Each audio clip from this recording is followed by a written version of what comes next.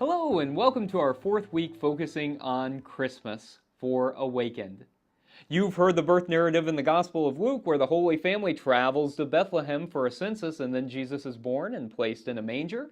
You've heard the birth narrative in the Gospel of Matthew, where the Holy Family is visited by the Magi and then they have to flee down to Egypt as refugees. But have you heard the birth narrative where, as Jesus is being born, he's almost devoured by a seven-headed red dragon?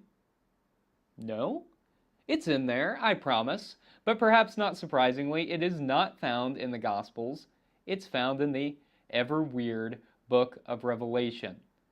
I really enjoy this birth narrative and love the book of Revelation, especially when it's understood in its proper context. Now, a lot of 21st century American Christians think that the purpose of the book of Revelation is to predict a coming apocalypse. But that's not what it's about at all. The book of Revelation was written by this guy named John, who was exiled on the island of Patmos in the midst of Roman persecution. So he had seen his friends, his loved ones, die at the hands of Romans. And so he wrote an anti-imperial text. But you couldn't just write an anti-imperial text in the first century Roman Empire. So he had to get creative about it and used a lot of coded language to hide what he was talking about, but it would have been clear to first century Jesus followers reading this text what he meant. This story, Jesus' birth narrative in the book of Revelation, is an anti-imperial text at its heart, and to understand it, we really need to look to Greco-Roman mythology, particularly the Greek god Zeus. So Zeus came down to earth, as he was wont to do, and had sex with Leto. She got pregnant, and she was giving birth to their son, Apollo, the god of light. But as she was giving birth to Apollo, there was this giant monster, Python, who was waiting to devour Apollo. Zeus comes in at the last moment and he saves Leto and Apollo and brings them to safety. Now, John takes this story and applies it to Jesus. Why? Well, in John's version, listen to this first. John says that Mary is pregnant, not Leto, of course, and she's giving birth to Jesus. And it is not Python, but a seven-headed red dragon that's waiting to devour Jesus. The seven-headed red dragon is Rome. We know this because Rome was the city of seven hills, and red was the color of Roman legions. It is Rome that's waiting to devour Jesus, and thus Jesus' followers. Look, there are several things symbolically important that are going on here. One of the most important is, you'll remember that I told you that whenever Jesus' followers confessed that he was the Son of God, that was a very controversial and political thing to do, because that title was already taken. There was already a Son of God, the Emperor. But the Emperor wasn't just a son of any god. The Emperor was the son of Apollo, the god of light, the one who this birth narrative is about. And so John takes the story of a birth narrative in Caesar's family and then applies it to Jesus. And Apollo is about to be devoured by a monster. But John points out, by appropriating the story, that Rome has now gone from being saved by a monster to being the monsters that are devouring Jesus' followers. Woo! What's more, Apollo was the god of light. By taking his story and applying it to Jesus, John says that it is Jesus who is the true light, not Apollo and thus the Roman emperor. This is a really clever story, and I love reading this, especially in this context, because we see this anti-imperial notion of early Jesus followers who put Jesus at odds with the Roman Empire from the very beginning of his life. Jesus certainly ended up speaking the truth and love to the principalities and the powers throughout his ministry, and was at odds with the Roman Empire because he was proclaiming loyalty, allegiance to God and to the reign of God over loyalty to the Roman emperor and the Roman Empire.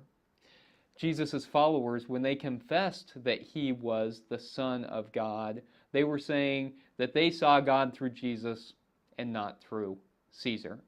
That they were following the reign of God and not the Roman Empire.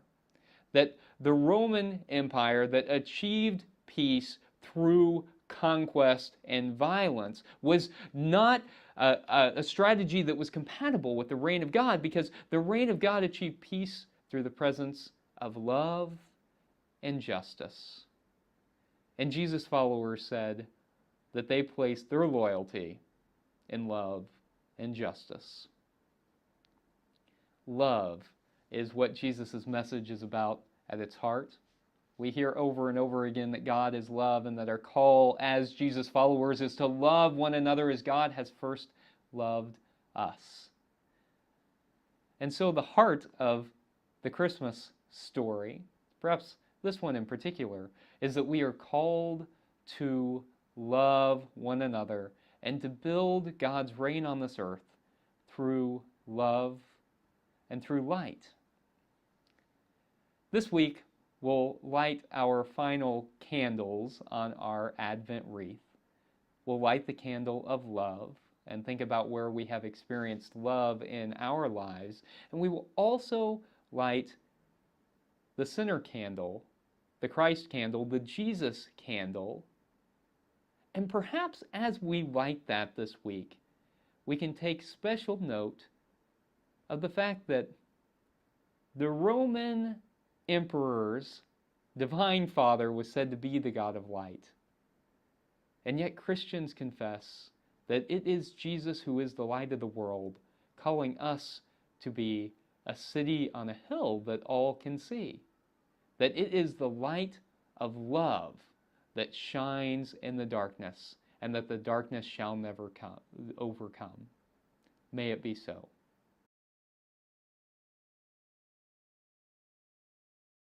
This week, we light the candle of love.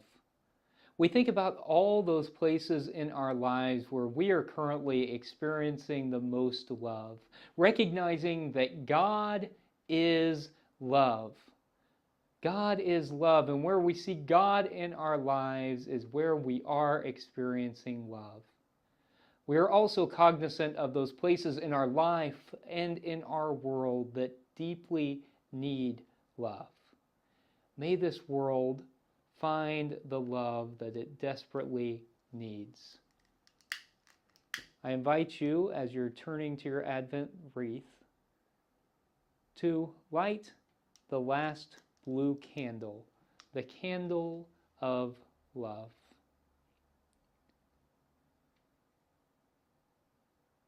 God of love, we know that you have called us to love ever more deeply and to rejoice in your love, knowing that when we need to discover you, we just look to love.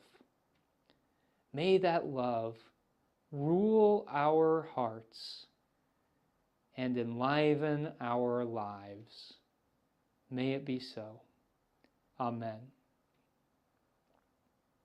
I also encourage you now, or on Christmas Eve or Christmas Day, to also turn towards the white candle in the center, the Christ candle, representing the birth of Jesus.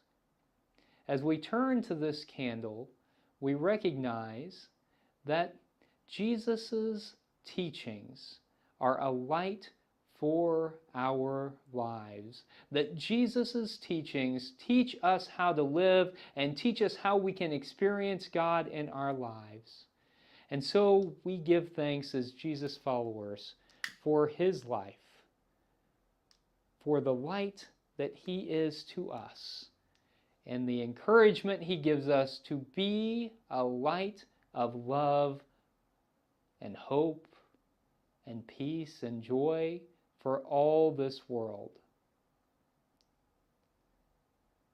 We give deep thanks for the Prince of Peace, the one who taught us how to make this world a deeply compassionate, justice-filled place. May we work each day of our lives to help bring about the reign of God on this earth that Jesus talked about each day of his ministry, ever so passionately calling us to be a part of it. May it be so. Amen.